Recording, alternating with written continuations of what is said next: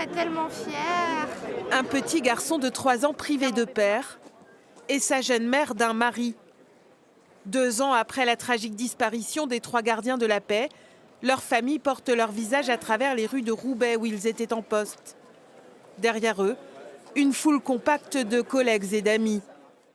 Paul, Manon et Steven ont été fauchés par un jeune de leur âge, lancé à pleine vitesse et à contresens. C'était il y a 2 ans, jour pour jour. Un peu en colère que ça n'avance pas parce qu'ils ont quand même besoin de reconnaissance. Ce serait bien qu'il y ait un procès juste par pure reconnaissance pour eux, parce qu'ils ont quand même servi la France, c'est la moindre des choses.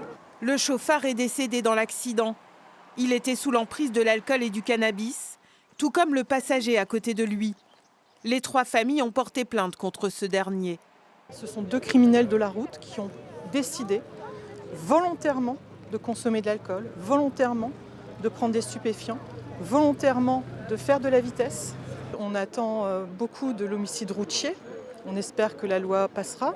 Pour moi, quand on prend sa voiture sous stupéfiant ou sous alcool, on est conscient de ce qu'on fait. Donc si on crée un accident et que des personnes décèdent à cause de ça, pour moi c'est un homicide. C'est volontaire. La création d'un délit d'homicide routier est en discussion à l'Assemblée. Il pourrait voir le jour dans les prochains mois.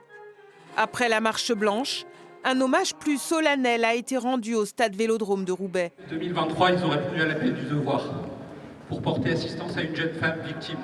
Honorer encore la mémoire de ces 3 jeunes policiers pétris d'idéal dans leur engagement au service des autres.